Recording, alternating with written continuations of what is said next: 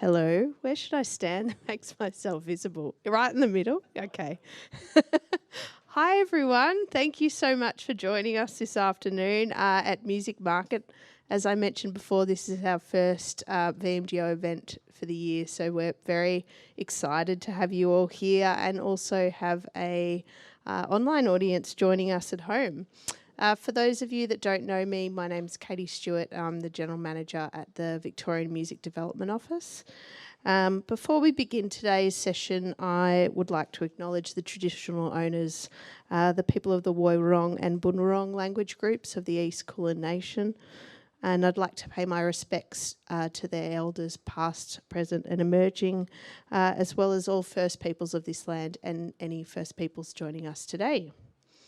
So we're so excited to be finally launching into some regular events at the Music Market. We're going to be back with this style event monthly, so please keep an eye out for the next one to be announced very soon. To our online audience, so you have the ability to get involved in the conversation through the YouTube chat function, and we have Mel Pose from the VMDO team in there. She's already said hello already. She's ready to take your questions. So you can put them in as you think of them. Provide us some context if you can, because we'll likely circle back to them at the end of the conversation. And then for our in-person audience, feel free to grab a drink or a snack anytime you like. It's all ready to go. Feel free to say hello to Hannah from the VMDO team at the bar as well. And then at the end of the panel discussion today, we'll also go to you for your questions. And then also we'll be hanging around for a little bit longer this evening for more drinks, networking and whatnot. So I'd like to hand it over to our panel today, who will be talking all about modern day music careers. I'm going to hand the reins over to our wonderful moderator, Amber Horsburgh. Thanks, Amber. Ooh, there you are. I'm going to get off. Hello, everyone. Is this working? Okay, we're good. Okay, great. I'm not a performer, so I don't know how to use a microphone, unlike these guys. My name's Amber Horsburgh. I'm a music marketer. I run a school called Deep Cuts, which is an online music marketing program for emerging artists and for managers.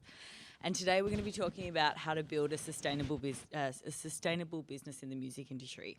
And I'm very excited because we've got a slew of really talented people, but come from all different aspects of the music business with all different experience. So we have management and we've got artists as well.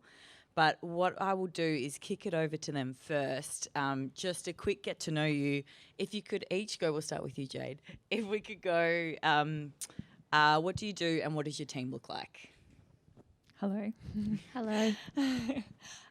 So my name is Jade. I perform as Jade Empress. And my team, so I'm an artist, a singer-songwriter. I just released my first solo track about a month ago. Woo, thank you. Yes. I've been in bands and stuff before, but this is the first time I kind of gone out on my own doing solo stuff, and it's been super exciting. And I suppose my team is also very solo.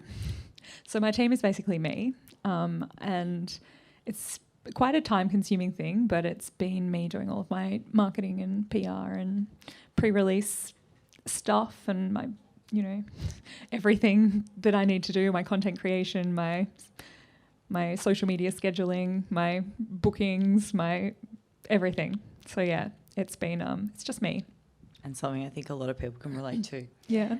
And Beatrice? Hello, my name is Beatrice. I have a bunch of projects. I'm in a band called Haiku Hands, and our team is, we have management over in the States, a lady called Jodie Regan, who runs a label called Spinning Top. So we're on Spinning Top in Australia, and we're on a label in the States and worldwide called Mad Decent. I have another band called Kadajala Kiridada. I worked in the desert for a long time in remote Indigenous communities. So that's with some ladies from Central Australia. And we have an excellent manager called Rick Chazen from Ground Control. I just released a new punk band. And we have the same label as Haiku Hands, which is Spinning Top. And I have a solo project called Beatrice. And I've just put a single out in 2017, and then I got really busy with all those other things. So I haven't really done anything else with that project. Yes. On the to-do list. Big list. And lastly, my name is Ben. I'm a music manager. I run a management company with my business partner, John Hanlon. So there's two of us managing artists like Peking Dark and Benson, and the side projects to do with those acts and a few others, which is exciting. And then beyond that, there's lots of amazing team members that come in and out for touring and, label things, marketing things, advertising things. So it extends beyond the core team as well. awesome. And maybe we'll just get a quick show of hands from the audience just to gauge where everyone is from. How many artists do we have in the room? Okay, fantastic. Managers? One. Solo at the back. Label? Okay, fantastic. Publishers? Or Not really, service providers? Are they service providers? Yeah. Okay, great. Okay, I've got a good mix. We're going to get to the first question. We're going to go just around the circle, and again, we'll start with you, Jade. Yeah, I know you are, because you chose to sit next Bad to me. mistake. Which alternative revenue streams are you looking at in 2022? Well, I think alternative apart from recorded music and touring. Apart from recorded music. Okay, I have been, so over the next month, what I've got that I'm getting a little bit of income from is I'm doing a little bit of songwriting for some other artists. I'm actually doing some songwriting for some people in the comedy festival who needed some help with their comedy things. Yeah, and I am looking at some sync licensing and things like that, and just, I mean, it's less, I don't have anything that anyone's like, yeah, sure, this particular track, but I'm just kind of chasing that stuff as well. Yeah, fantastic. Merch, doing a lot of merch lines at the moment because touring is about to start up again. And also similar to you, writing to a lot of briefs. I have a good publisher in the States, so she sends through weird things that I enjoy making. DJing as well, doing a bit of DJing, and also at the moment I'm teaching at RMIT. I'm teaching Ableton and also working at the Push, which is a youth music organisation. My family's in the audience. Running a program for young female and non-binary producers in Ableton as well. Yeah, diversifying. And what about you, Ben, from the management side? I've also been diversifying. From my point, I guess we're looking at the income and revenue streams that our artists are making from a non-touring and music point of view. So, which has been especially important over the last 2 years. I guess one of those big income streams has been brand partnerships. And from that, there's been a bit of consulting I've been doing through the management company as well for brands and other bands as well, to give them a bit of insight from our, previous work in that territory with partnerships, sponsorships, and things like that. So really trying to hone in on that. And like Beatrice said, merch was one of the things that stood out in our, P&Ls and monthly statements, that's something we should really focus on and, think about more than we have been to create those additional, ancillary income streams. Fantastic. If we can go back to, I'd love to ask you, Beatrice, what are the first 5 steps, do you think, if you're an artist thinking about making a career out of music, going from kind of being a hobbyist in for the craft and for the love, and going, I'm doing this full time? What are the kind of the first 3 to 5 things that you should be thinking about? I was thinking about this question. Amber sent us a question, so I had time to think about it. And I was really thinking about, first and foremost, the music. So I know it's like a really obvious question, but I did a workshop a little while ago for some young people, and one of the girls in the front row said that they had their Instagram, their logo, they had all the merch, but they hadn't actually made any music. And I was like, whoa. It's like, feel like Cool. I've got the opposite problem. Yeah, totally. But I just think, I mean, the releasing music is such a big journey, and there's so many things that you need to look at that sometimes, I don't know, I just think about the music first and foremost, making it as good as you possibly can, and whether that means, if you're not a confident mixing engineer, saving up and getting someone to mix it, to master it, just basic things like that. And then the second thing I was thinking about was, making sure that you have either you work it out yourself, a really good rollout plan. So, looking at, putting the music out is one step, but then there's so many other steps around that. And I remember actually it was from one of Amber's courses, the release plan, what do you call it? What is it? Arc. Graph. That guy. And it was you put music out and that's one thing, and from then on the arc just goes up in content. It's you just want to smash them with as much stuff as you can. So a good release plan, obviously really good content to surround the music.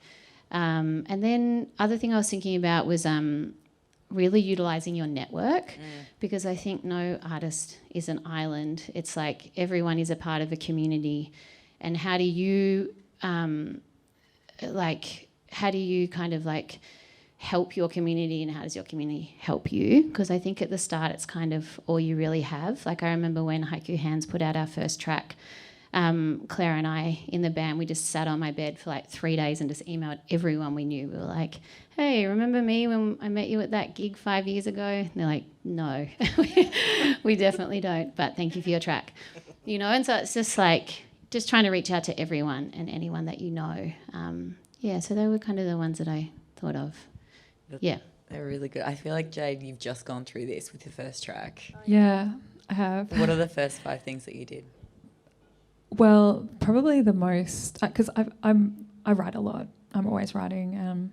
So I've got material and music content, but I felt so lost, and actually it was signing up to one of your courses that was the most useful thing that I think I've ever done when it comes to kind of approaching things professionally rather than as a hobbyist. So a lot of it was just the sheer amount of planning, and I think I was very aware of that there was a lot of things that I didn't know, and I think the most valuable thing I got from, learning from the course of yours that I did was giving a little bit of structure to that. So I think probably the first 5 things, I think the first thing is having the music. Yep. And it can't just be music. I think if you want to approach it professionally, it has to be music that people want to hear. And it's kind of separating your ego of what you just like. If other people aren't particularly, you've got to work out what's your best stuff, not just what's some stuff that you've done. Yep. Yeah. And then you've got to have a plan. And it's the plan, you've got to be prepared a lot longer than you think you do. It's not just a matter of, I'll send this to distro, it'll be out in a week and a half. It's kind of what am I doing in 3 to 6 months? And what am I doing every week now for the next 3 to 6 months that's going to support that? And then what am I doing after that for the next 3 to 6 months? Which is kind of what I wasn't really aware of when I was in a band previously. I remember Beatrice called this being a good song mum, which you told me this 8 months ago, and I just keep using that phrase because it's such a good phrase, which is if you're putting all this effort into making the music, you've got music that you're actually proud of, then be a really good mum to that song and give it a really good life. Yeah, you've got to spend Look after your song, baby. Yeah, totally. I think about that as well. Actually, I feel because I think you've got to give your song child the best chance it has in the world. And do you also think this, Ben? Push it on its little side. Do you think this now, Ben? Yes and no, depending on the circumstances.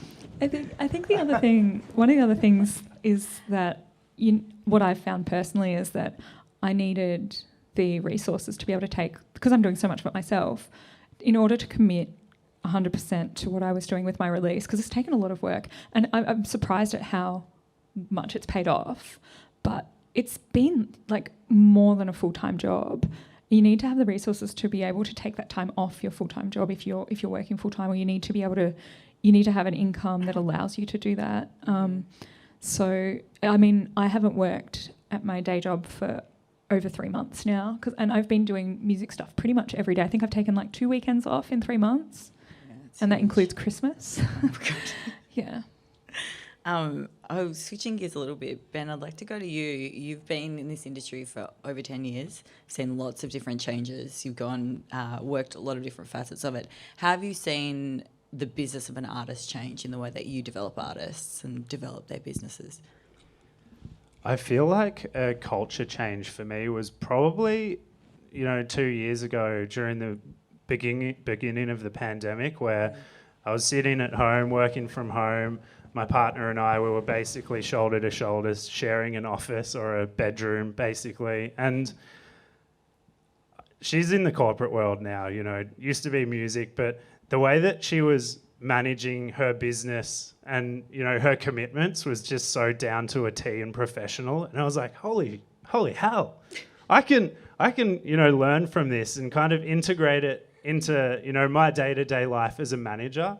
And from that, I was like, hey, what's this, Slack you're using? What's this Monday.com you're using, And it was like, these are all things, task management, communication management, having KPIs, all this stuff, that we should be using, or I felt like we should be using. So from that learning experience, I kind of started to change the way we did things to make it more streamlined.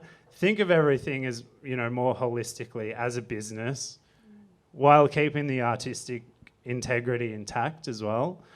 And that's helped us be able to communicate with our teams a lot better, which, reduces the amount of time we spend following up on things, which allows us in the end to be more creative because we're thinking less about, sending email follow-ups and more about the bigger picture and the strategy behind everything and why we want to strategize like that and what all those things will result in. And I feel like, pre-pandemic, I would have thought all that stuff was so boring, but I found myself with a lot of time to actually hone in on that, and go, well, I'm not touring the world, going to all these, shows and having 5-day hangovers. We can actually, spend the time learning these new softwares and, I guess, ways to run a business. What were some of the most impactful changes you made to the work processes and the workflows or any of the tools? Like, what were the biggest balls that I was about to mix metaphors? I mean, I don't know if we're allowed to list brands, but, I think shifting communications from just emails and iMessages and WhatsApp groups into Slack and having different categories for it all. So it might be this band, touring category, music A&Ring category, production category, all these things. It allowed us to streamline that. And then, when we integrated a task manager like Monday.com, then you can link in the two. So it might be like, you've got a show coming up in 5 weeks. Why haven't you booked flights for it? And that's when it finally clicked. I was like, whoa, this corporate world is doing it right, That's an amazing learning curve for me. And I wish I was doing all these things years ago. It worked all right, but it wasn't as effective. And we were, our brain power wasn't focused on the things it should be. The bigger strategy that I feel like as managers sometimes we forget about because we're doing menial and mundane tasks. But are responsible for. Like, the strategy is so important, especially if you're working with a high operating manager.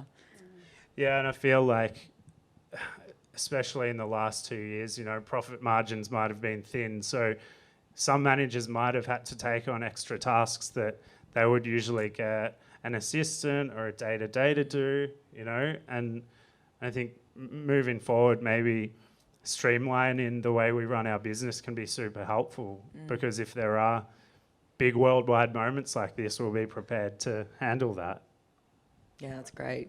What about Beatrice? What about for you? Because you're a part of so many different projects.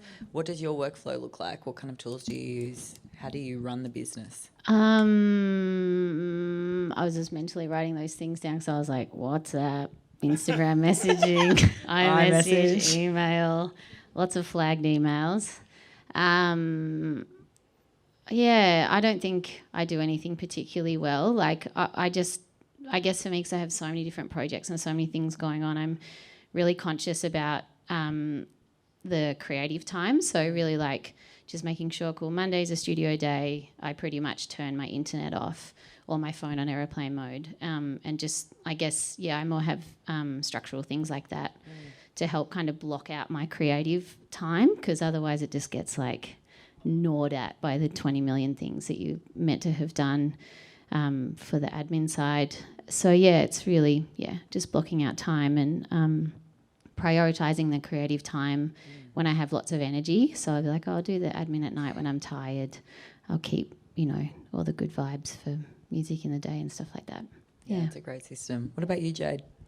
Yeah, I because I'm doing most of my stuff myself, it's a lot of spreadsheets and a lot of Apple Notes with little checkboxes next to them, which I really get off on checking them off. I think spreadsheets might be my love language.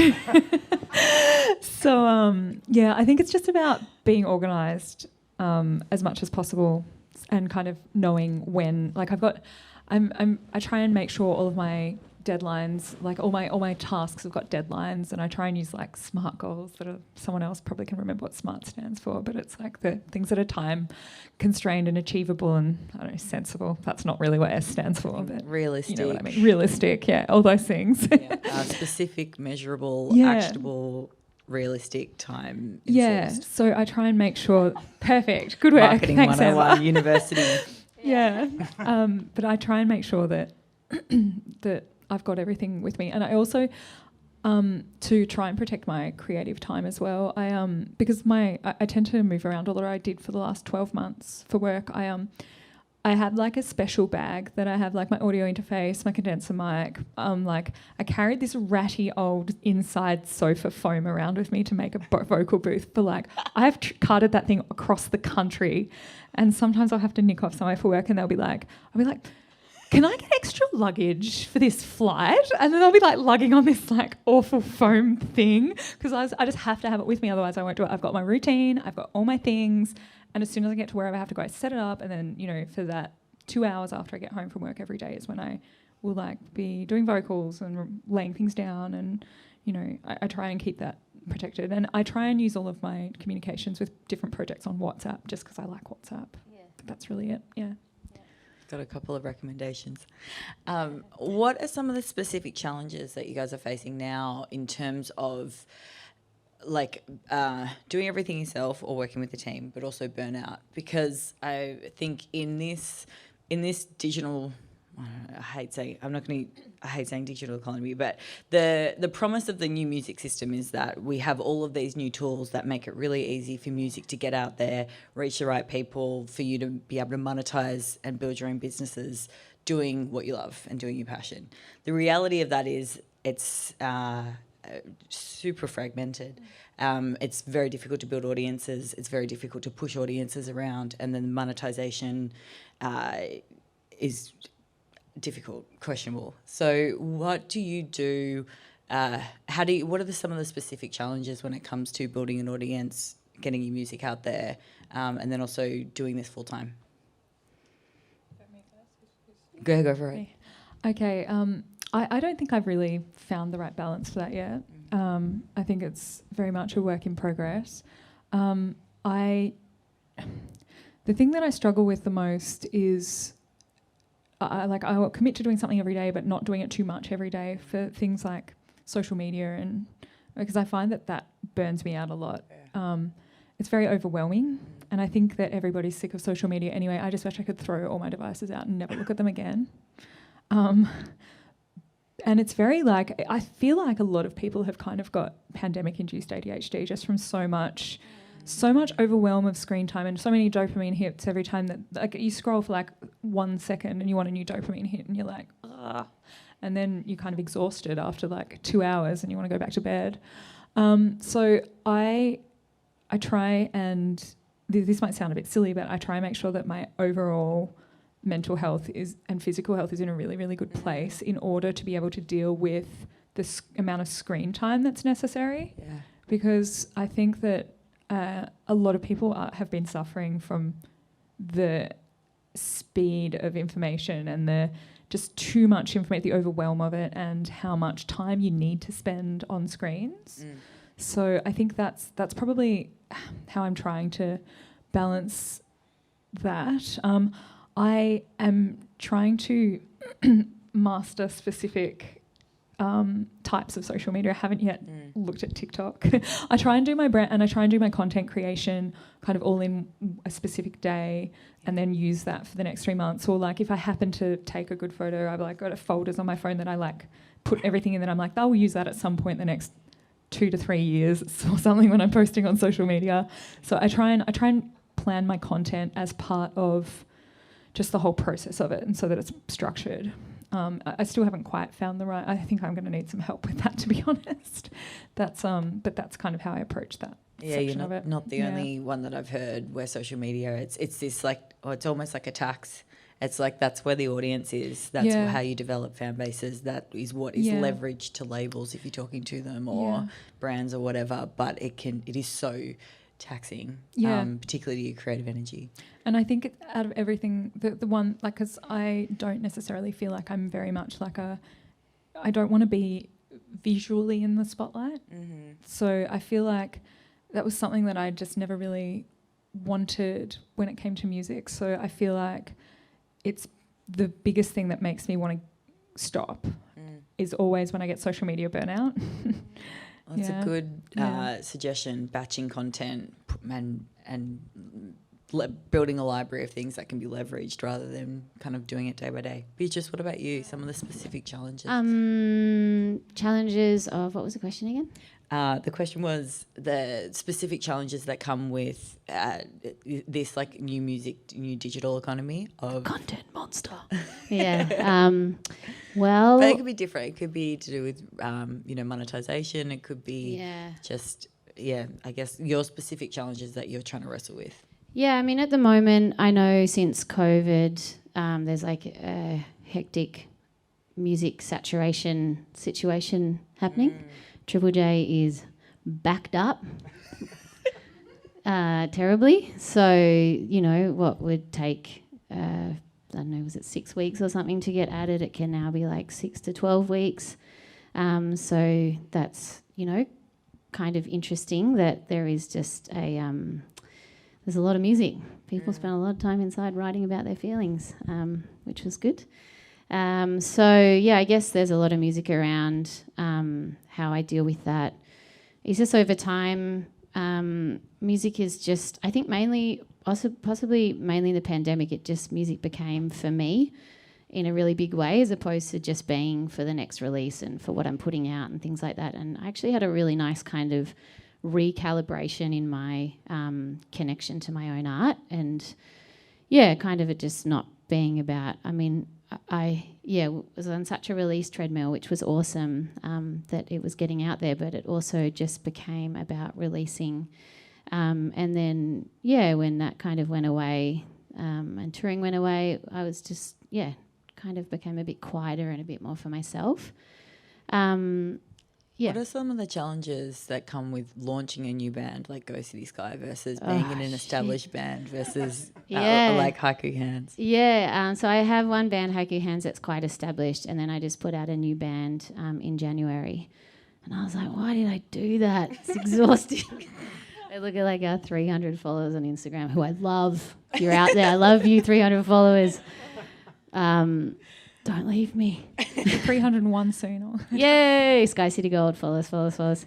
Again, like same with that project. I was just like, it can, I don't know. I don't know if this is like a good music industry response, but for me, I'm just like, I don't care. Like if we go well, we go well. If we don't, we don't. I love the music. I had a great time making it. We're about to do a tour. I'm so excited to turn the music into a live show. My expectations are just really low, and I think same with the pandemic, it's just become about my connection to the music as opposed to needing it to be huge because, it's like launching a band is really massive and it's a long-term project. Haiku Hands took off straight away, like quite quickly. We had a really good, we had a great first release, and I think culturally it was a really good time for us to be putting out music. So that just skyrocketed. And then, but most other projects have taken time. And I guess, my response to that is just being in it for the long haul. It's like, this is for me first and foremost, and I'm happy to just work at it for a few years and just see what happens, and then just enjoy the ride. Is that industry enough, or is that too emotional? No, it's great. Okay. Feels. Ben, what about for you on an established band or client like Peking Duck versus someone that you've just signed? What are the challenges for both? I think definitely Beatrice touched on this quite... sorry, I'll start again. You touched on managing expectations, and I think as a manager, that's a huge thing for me, especially with bands starting out, because sometimes you can get caught up in, this new band has 50 playlist ads on Spotify. You know, why aren't I getting that? Yeah. Or this band has gone on and done a bunch of touring overseas, but we all know every single band in the world is trying to tour right now. You know, the market is super oversaturated. One of my artist mums trying to call me, so Why I'll deal isn't with my that child later. making any money? Yeah. Pick up. I'll manage her expectations after this panel. There is just none. so you know. Does that make you like the song Granddaddy? Yeah. My anxiety is unreal right now. But so I think, there's all this stuff happening, and as a manager, or if you're an artist who's lucky enough to have a manager, there are people that see all these things holistically and see things that are dependent on other things to happen. So it's like, well, why don't I have a Spotify playlist? Why aren't I touring? You could very much well be a yes man and say, yep, let's get it done. It's going to happen. I promise you.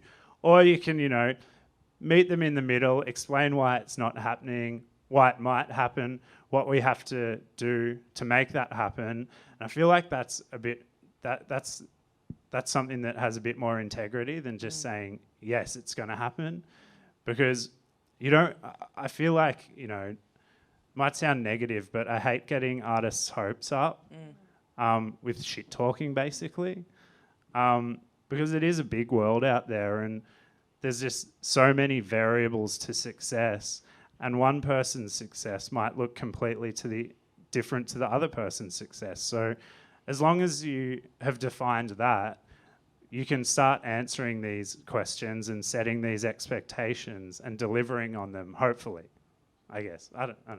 Yeah, that's a great answer. Yeah, it does. And also really refreshing to talk about managing expectations, not just like trying to shoot for the stars and being like, we'll figure out how to explain that later. If that doesn't work. It's like managing your own as well. Like if you have a manager or you don't, it's like the reality is something like 40,000 tracks are uploaded to Spotify every day. 75,000. Oh, shit. Yeah, that was the old Damn. data. Yeah. Anyway. Yeah, it's a lot. No, I'm just kidding. My expectations are sweet. I'm good. I don't Hell care. yeah. Ben, has there been any silver linings from the pandemic for you, as in either the way that you work or the way that you roll out projects for your clients, or anything that you're kind of looking at for the following year that couldn't have happened? Yeah, I think I touched on it earlier. I think the main thing is just having time to catch up on things that you otherwise wouldn't have had time to focus on. And there was so much creativity, and there might be 100 demos in the bank, and maybe 2 or 3 of them might only get released. So then our mind goes to, what can we do with these demos? Can they be salvaged? Can they be given to any other artists? And I think we're spending more time thinking about these alternative revenue streams and how can we create this ancillary income for the artists so that they can potentially have more time to be creative, and not worry about potentially having a second job to support their careers. Because I think that, brings a lot of anxiety sometimes to artists, whether if they spend too much time on music, they, might not have time to put food on their table. So the last 2 years has given us time to think about that, but overall it's given us time to pull out and think about the overall structure and strategy that might have been forgotten about in the past. And what are some of those ancillary revenue streams you're looking at? You mentioned merch in the beginning, but are there any other ones that you have been developing over the last 2 years?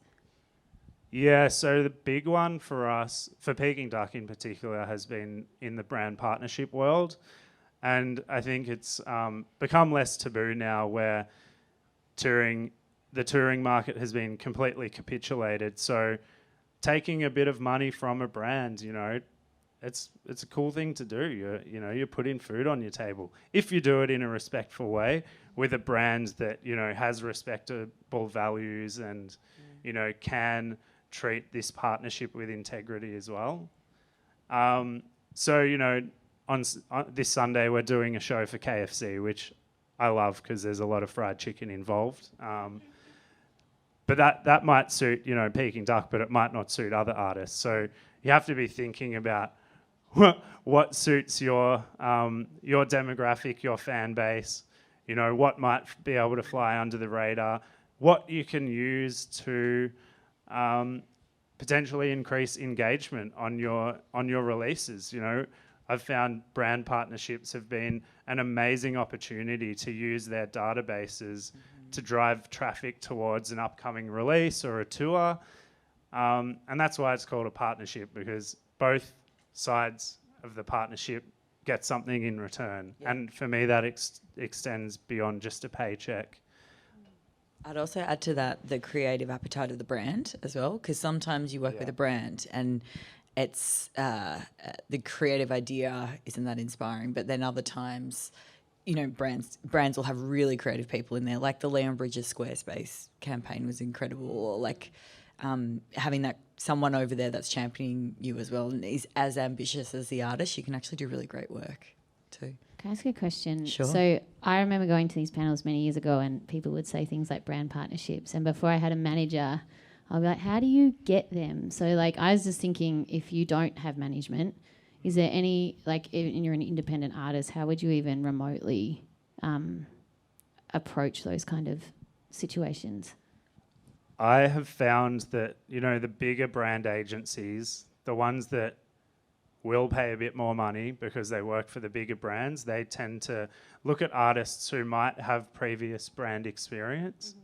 When I say brand, this could be representing your best friend's, fashion house, like clothing range, for example. If you can show that you can represent that within your social media channels, wear it on stage, maybe tag that, they'll see down the line that you have a history in that and you treat it with respect. Because the last thing, a brand wants is to enter into a partnership and not know what they're going to get. So for us, it was, I think, early on, doing things for a bit less just to get a foot in that door was really helpful. And I know it doesn't make sense, in some ways, exposure doesn't put food on the table, we all know that. But there would be opportunities to work in exchange for, small amounts of money, whatever, that builds up your brand portfolio. Mm-hmm. That sounds super businessy, but 5 years down the track, those are the things that might pay off. So that's one of the things I've noticed, I feel. Yeah. Cultivating relationships. I guess back to the beginning. Before we start to wrap it up, I'd love to know from everybody, there isn't a ton of support in the music industry for things like mental health or things like support, particularly if you're doing everything yourself and burnout and all that kind of stuff. We'll start with you, Jade, because she hasn't mentioned, but she's a doctor and has been doing really hectic rural work during COVID and then quit to do music full time, which I find such an inspiring story. But what platforms or companies or resources do you use to protect your mental health and creative energy? And go for support, and we'll go around. Well, medicine has, people in healthcare have terrible mental health at the moment anyway, so it's that's a really difficult question. And I think everyone's mental health is not great at the moment. I know that I probably the most popular content that I do these days on any of my social media is when I give tips about actionable lifestyle changes to manage anxiety and sleep problems and performance anxiety, and like it's wildly more popular than anything I ever do that's music related. And I think that probably just is reflective of the fact that everyone needs that information. Everyone needs it right now. Yeah. So I think just in general, people need to be aware of services like Lifeline and Men's Helpline and the Suicide Hotline, and knowing that they can. I mean, we're very lucky in Australia. You can see a GP and be bulk billed, and they can do a mental health care plan for you if you need to get professional help. But I think that just knowing that it's okay to get professional help is a really big thing. And I think there is some kind of movement towards kind of Are You OK Day and things like that. But there's still a lot, people are not quite sure what to do when people say, no, I'm actually not okay. Like, I mean, people who aren't in healthcare, I don't know how comfortable you would feel saying to your friend, well, are you worried that you might kill yourself or somebody else? Like, how worried are we right now? And those next steps about, like, because all this stuff is very real, and people's mental health is not great at the moment. So I think in terms of protecting it, it's just about knowing what resources are available for you, and knowing, I think giving some kind of respect to your mental health as being part of your overall health from the beginning, not just when you're in crisis. So just being aware that we're in a very anxiety-provoking and overwhelming, I guess, landscape in general, and knowing, like, being aware right from the beginning, we should be doing all the kind of things that are, keeping us mentally fit as well as physically fit right from the beginning, so you've got greater reserves, and I think that will stop you falling in a big hole at some point. Yeah. That's great advice. Beatrice, you mentioned blocking time and also using when you're the most active and energized to do the biggest task, which is creating music. What else do you do in order to protect mental health, creativity, and just your work process? Smoothies. Drugs and alcohol, mate. No, that's so not. Not at all. That was a terrible joke. I said in my mind, I said, don't say it into the microphone, and then I did it. But you can say it, I can't say actually, it into no, the opposite. People I know who are, I was thinking about when we were talking about social media before, I'm having lots of conversations at festivals and stuff about everyone having real, online fatigue. And like Ed Sheeran doesn't have a phone because he has 40 PAs probably. But I just remember him being like, his biggest creative win is not having a mobile phone. And I was like, yeah, good for you, Ed Sheeran. As is Ancillary. Must be nice, yeah. But, he writes great tunes, so could be the key. But, just less online time and all those things.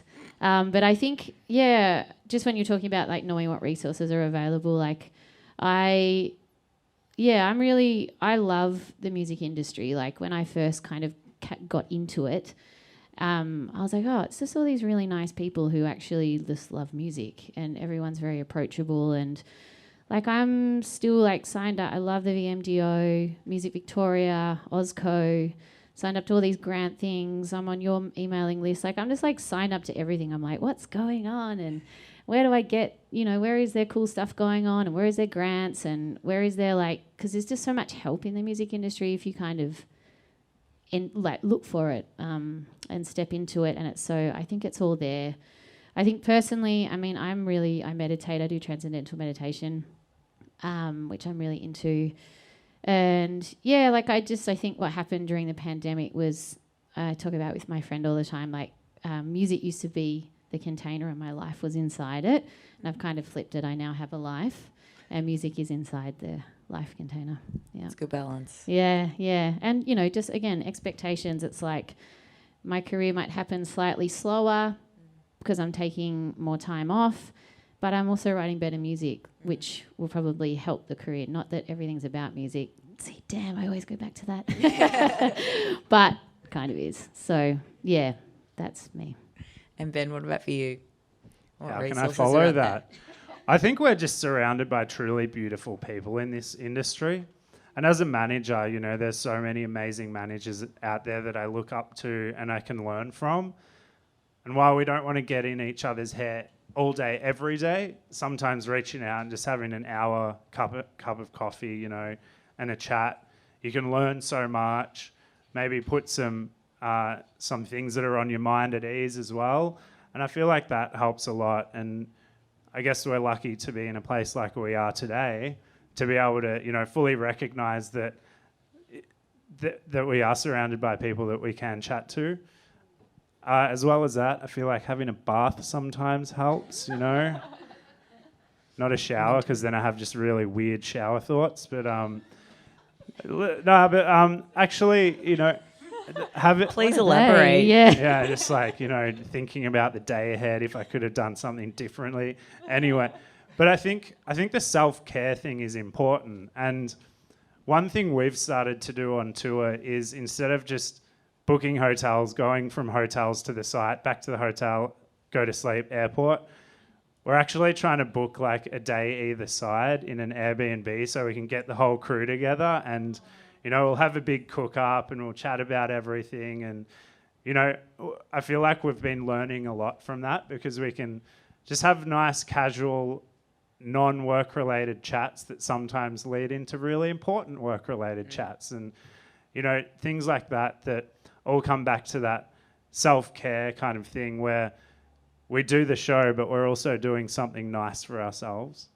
And that's helped. And especially after not seeing a lot of our crew for 2 years, just kind of rekindle those friendships as well.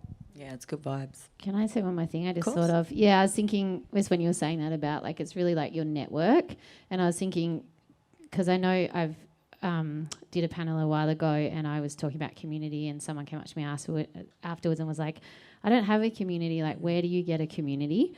And I was thinking, like, when I was just mentioning VMDO, and there's so many like industry things like this, like afterwards we'll have a drink and we can all chat and like talk about where everyone's at and what are you doing and what are you doing, and oh shit, I never do that, that's cool. And then it's like there's The Push, who is a great music organisation in Victoria for under 25. So, and they have things all the time and they're so awesome. And so there's like, for whatever stage you're at in your career, there is some industry connection point for you. And I think that, it's really good to like step in and like find that network. If you don't actually know them yourself, I mean, it could just be going to gigs, and you go to gigs, you know, you're into metal, you go to a metal gig and there's heaps of other metalheads there and you all jam and talk about it. You love hip hop, you know, you can do it at gigs, but there's also heaps of industry stuff, to look into, just so you know. It's great. Okay, one last question, then we'll get into some Q&A. What does success look like to you this year? We'll start with Jade. Just this year? Yep. I think being able to play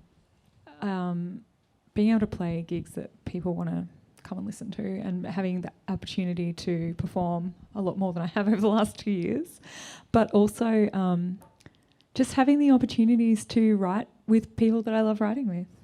Like, I just, like, because that's the biggest thing with music for me. Like, I struggle making friends unless it's kind of activity based, and all of my closest friends are people that I write music with, and that's just that's the thing I love more than anything else. I don't even care if it goes nowhere. I don't care if it's good or not. I just want to write with people, and That's great. What about you, B? I think success is just enjoying it, just like enjoying your life and recognising when things are too stressful and being like, okay, cool, I'm going to lower the bar a little bit. 300 followers, fine. 301. Whatever. Yeah. Let's go. Yeah. You know, yeah. But, you know, it's like, cool, getting to do shows is mad. Getting to come and do this stuff and, like, see faces is mad. Going to shows is awesome. Yeah, similar to me, like, I had, like, a whole social circle that was really just industry-based, but who were still really good friends, but we weren't, like, you know, close best friends. So I hardly saw so many people during COVID, and now at the moment I get to see all these people, and I just think that feels successful, being able to do shows, being able to enjoy them, and to want to keep going as well. I never have not wanted to do music, but I think that I feel successful in that I feel like for the rest of my life, I will be making music in some form and releasing it in some form.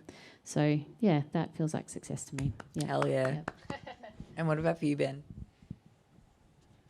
Success to me as a manager is being able to realise and deliver on and communicate with my artists about what their success looks like. And I feel like sometimes it's left out a bit, you know, what are your goals? How do we achieve them? And if I can, you know, have that clearly defined as a manager, that, you know, makes things so much easier. But more importantly, I think success this year looks like managing that work-life balance so that we aren't overcommitted, saying yes to too many things and, you know, forgetting about all those things we learnt about during, you know, lockdown that we had more time for. And I think, you know, sometimes in the music industry, we can say yes to a lot of things, sometimes maybe too many things. But if you do have that balance, I feel like, you know, the Swedish model of four working weekdays has shown that if you're more committed in that, you know, smaller time frame, that sometimes you'll get better results as well. Yeah, for sure. Well, thank you to our panellists. Round of applause. Thank you so much for all the insight. Thank you, Amber, as well. Oh, no problem. I mean, I didn't do anything. I just asked some questions, so I'll gladly do it again. We'll go into some Q&A from the audience and also the online audience. Yeah, we've got a couple of questions here from online, so maybe we'll start there. Rose has asked, a question re merch, what merch items have been selling best for the panel members, and has what sells best changed with the pandemic? Good question, Rose. We just put out a new range. Haiku Hands, look it up, it's dope. And that's selling really well because I feel like, I don't know, it hasn't changed since the pandemic, but I think maybe we had more time to work on all the merch design, so it's really nice. But also we did shorts for the first time, pants for the first time. It's a really boring response, but that's just reality. So yeah, our pants and shorts have sold really well. People have got to wear pants again now. Yeah, people have to put pants on because they have to leave the house because you can see below your waist outside of Zoom. I feel like for us it goes back to what we were talking about, having more time to think about the bigger picture. So if we've got shows coming up in winter, well, we're not going to have singlets there. We're going to make sure that we've got a shit ton of hoodies. And sometimes that might get forgotten about. I don't know. Hoodies in winter, singlets in summer. Write that down. Genius. Strategy. There was a huge study done a couple of years ago by bands in town who looked at all their merch data and found I think the black T-shirt outperformed any other merch range by like 24 times. It's like the vanilla ice cream of merch where everyone's like, let's get keychains and koozies and shoes and like football hats and stuff. And then it's like, nah, just make the black T-shirt. Amazing. There was one more from Rose around release strategy. What's changed, if anything, about how panel members will be approaching release plans in the future after the pandemic experience, and any big changes in focus, KPIs, etc.? I guess for me, I am probably going to try and outsource a little bit more for the next one, because I think I really want to do it all myself for the first one, for this solo project, just because I think if you do it yourself the first time, you know what you want from somebody else's service and you really can know what you need to ask for.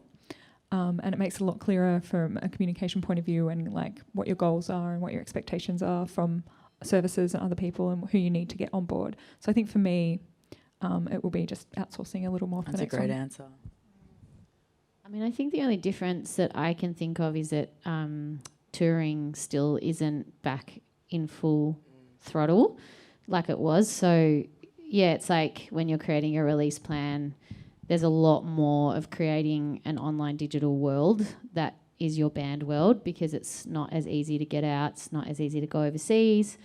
So that's the only difference in the release plan, is just, for me, is thinking more about the online universe. Yeah, I think with no touring, a lot of managers and artists threw the normal touring cycle of album tour out the window. And I mean, Peking Duck have still never released an album after 10 years. And we're very much in the wheelhouse of releasing single by single, just because I don't know, just means you can release shit whenever you want, really. But it really showed during the pandemic that if you're not, bound by a tour, you can sometimes be a bit more creative with releases, and you can time them as well. So you might be, instead of timing to touring, you might be timing to how long it's been on radio and trying to judge the peak there, or other indicators that you have to tell you when to release the next single. And that will change from band to band, whether they're on commercial radio, Triple J, Double J, Triple R, if they're absolutely flogging a single, you want to make sure that the next one is ready to go as it comes off that life cycle. And I feel like, releasing by single, or even if you do want to release an album, having some B-sides ready to go that service that specific fan base, potentially, the more hardcore fan base, or services specific Spotify playlists. I think we're in a very consumer market right now where, again, fully dependent on what kind of artist you are, you could release a track that you made in half a day that goes for 45 seconds, and it might be the biggest thing in the world because a couple of influencers used it on TikTok, which we haven't even spoken about today. I've just got one more here from Tessa, who asks, what are some key steps that an aspiring musician can take each day to create a sustainable career in the music industry? It can sometimes be overwhelming to know where to start.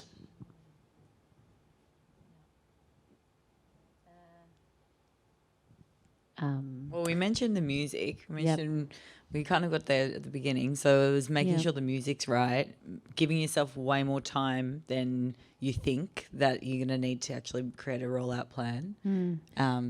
You're talking about outsourcing, doing the work yourself first. I also don't mean to plug you, Amber, but join up to, if you're not on Amber's email list, because having a strategy was the biggest thing that helped me. Because I found it so difficult to I felt like I was juggling all these balls and was dropping them all. And I didn't even know if I was supposed to be juggling other balls.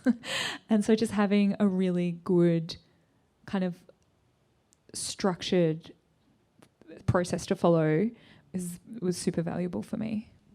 Spreadsheets. Yes. No, you guys. Setting aside some time to really dial into the business side of music, I feel, is important. But in saying that, if you're not feeling up to it, being flexible enough to move that to a time where you are. So, you might say, all right, Mondays, 5 p.m., I'm just going to check my emails, see what's on my to-do list, and then try and get through that as best as possible. I think it's, I'm just going to say the same thing that everyone said. But it's making sure the music is most, as good as you can. Then the business side, which could be coming to a talk if you don't know what a strategy is. It could be, even Amber's Instagram Deep Cuts has heaps of good information. It can be that simple, but definitely doing some research on the industry and, how to create plans. It could be reaching out to looking at your favourite artists, finding out who their publicist is, emailing their publicist and being like, hey, can I pay you for a consultation to work out a strategy for my song? Or hit Ben up and be like, hey, you're a manager, can I pay you for a consultation? Or something like that. His email is, you can hit up any manager. They might not get back to you, but just keep emailing, they will. No, but it's, what I always think, obviously, when you're asking for something, you want to be giving something, because people get asking. There's a lot of asking in the music industry. It's nice to be able to offer things as well.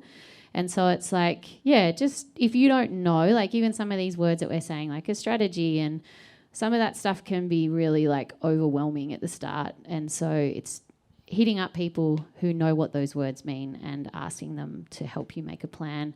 Because, to me, there is the music side, there is the business side, and there's the content side, and they're kind of like the three most important things that I kind of try to, work on most days.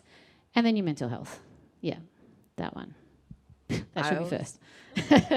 I always advise artists, if they're just starting out, 30 minutes a day, set a timer like on your phone, and do not disturb on the phone as well, and just try and do something that grows in your audience every single day, because your audience is leveraged to open up bigger opportunities like brand partnerships, like label attention, like publicity, all that kind of stuff. And so that can either be organic, social, paid advertising, or partner collaboration and influencer collaboration. If you just try and do that 30 minutes a day, 5 days a week, and be really disciplined about it, you'll go straight up. Yeah, and also probably, I think the question was specifically about people starting out, just always press send on the emails and don't be put off by not getting replies and people not responding to you, because eventually they'll start responding. Yeah. That's awesome advice. We might open it up to the room if we've got any questions here. We told you Stephen, everything. okay. Coming over to you. Thanks so much for all the insights. I've got so many questions, but I'll think of one, which talks a lot about mental health and being overwhelmed and strategy. Is there anything that you'll be letting go of this year? I think we already touched on it, but I definitely feel like, for me, particularly with the new band, it's expectations.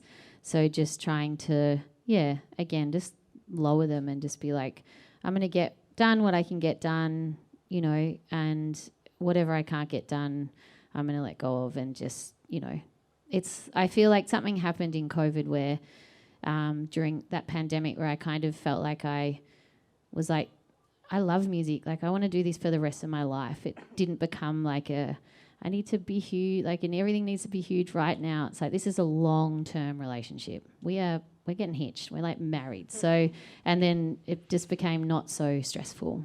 I'm kind of letting go of expectations.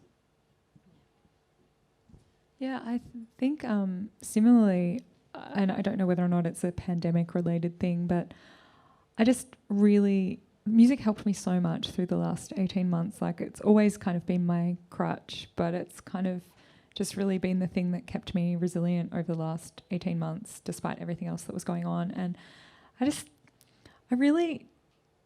love it for what it is. And I think that if there's certain things that it's making me not love it, then I'll just not do those things, because they're obviously not part of my journey with music, because I just want it to make me happy, and it does make me happy, and I don't want it to stop. Yeah. For me, it's reducing the amount of time I question things, whether it's with my artists or business decisions. If something's not feeling completely right, I won't try and think about it and brew on it, because that just sometimes increases anxiety or things like that. So I think just overthinking things, questioning things. Sometimes it's best just to go with the flow, even though you might not agree with it sometimes, and then just let it, roll on naturally, I guess. This isn't a creative, anything to do with creativity, but one thing that I've tried to do, or that helps me when I get really overwhelmed, is I'm trying to get rid of project-based things and just move to just repeatable tasks. So every time I try and do a project, it's new. And then, which means I procrastinate, because I'm like, I don't know how to do this. It's going to look really shitty, blah, blah, blah, blah, blah. But if you can do a project and then make it into a repeatable process, and then you can either outsource it or delegate it, eliminate it, automate it using something like Monday, it makes the whole thing way easier, because you've done it before. And so if you just keep every day is the same, every Monday is like your creating day, every Tuesday is your admin day, every Wednesday is your pitching day, then you can get into flow a lot easier, because you have so much more confidence because you've done it last week. That's great advice, Amber. I really like Thanks. that one. Feel free to use it. I think I will. Sometimes you don't have full control over your time, though, do you? Any other questions in the room? Anyone want to ask about our Monday.com sponsorship?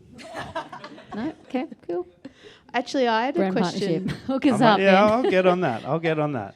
Maybe some discount coupons or something, yeah.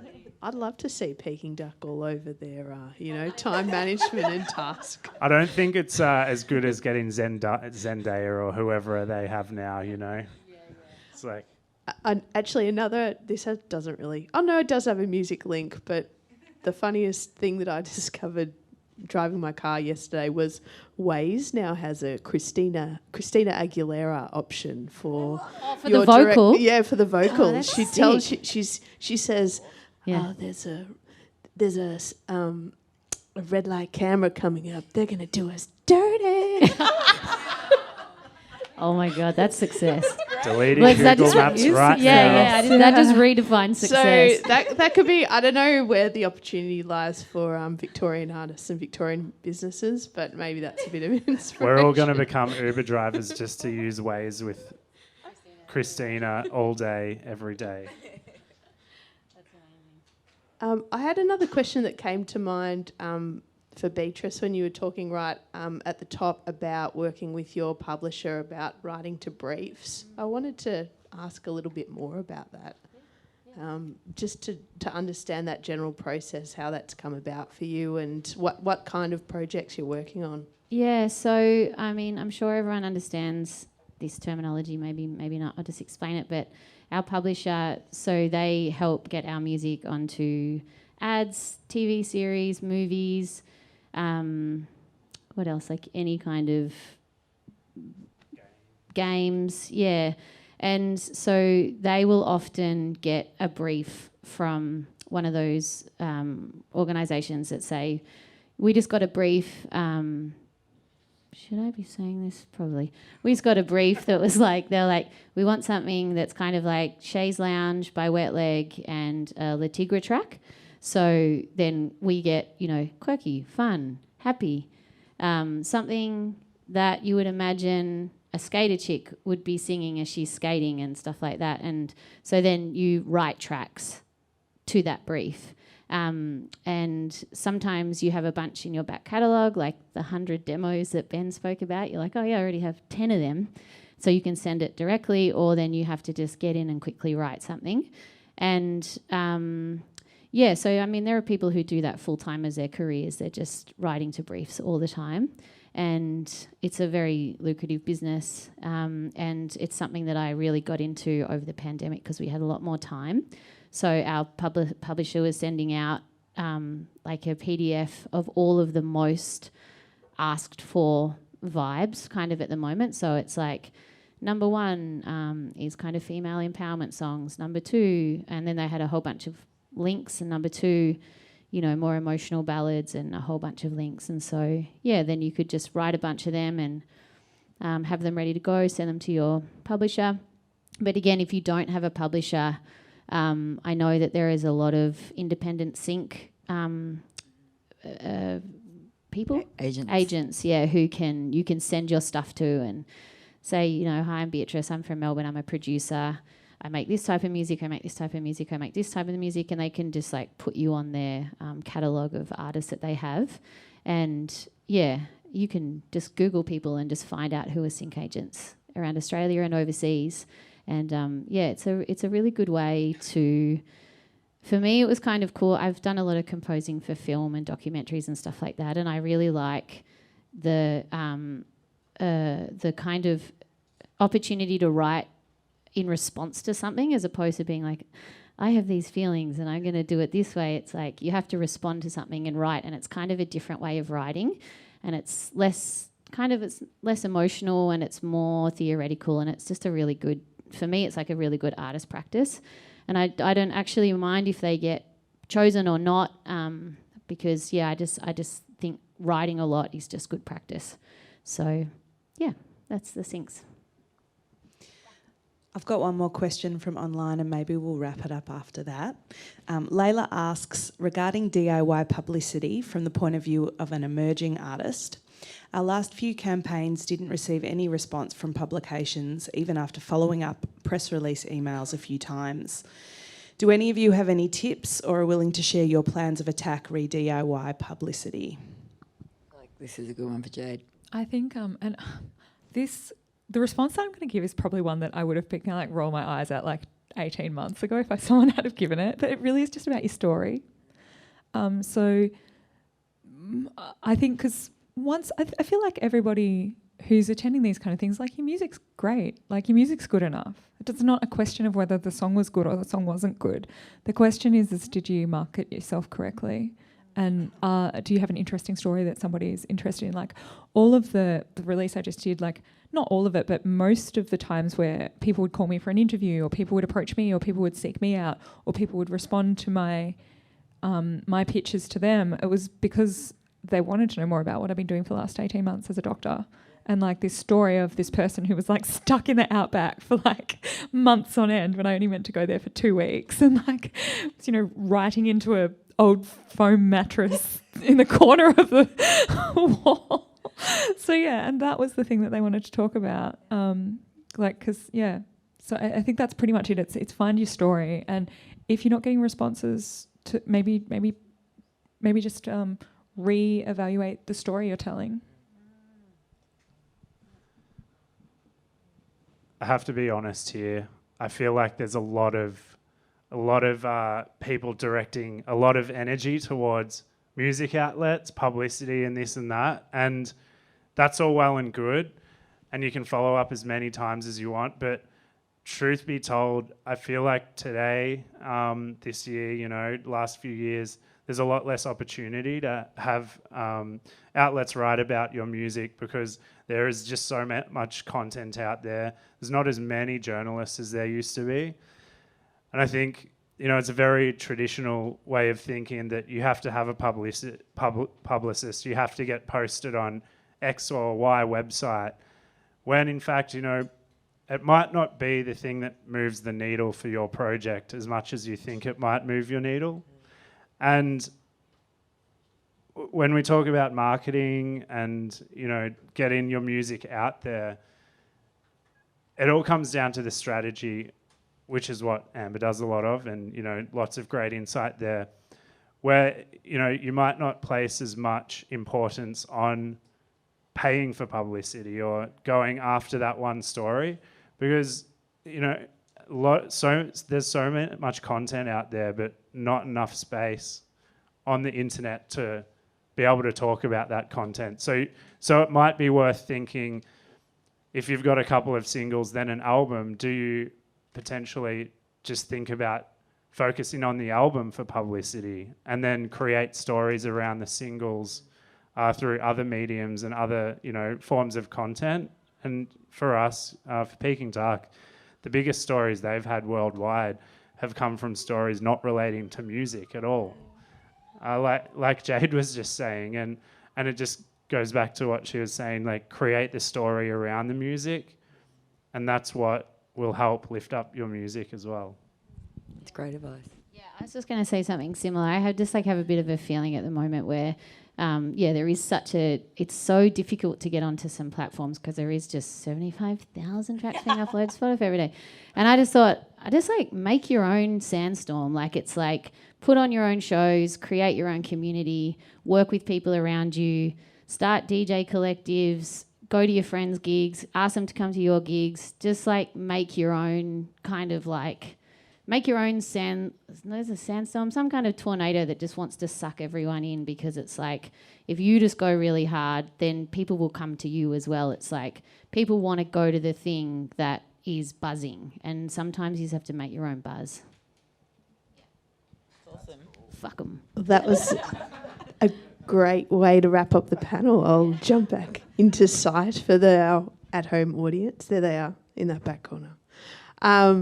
Thank you, panel. Wow, there were so many amazing topics that we dove into. I felt like the panel could have gone on for another hour, so appreciate all of your insights, and thanks for being here at Music Market today. Pleasure. Thank you to the in-person audience. Thank you, audience at home and Please in here. stick around for a drink, a bite to eat, and a chat. And thank you, online audience. Mel from the VMDO team is going to post a survey link in the chat for you to fill out, and we'll send it to everyone in the room as well. Okay, thanks.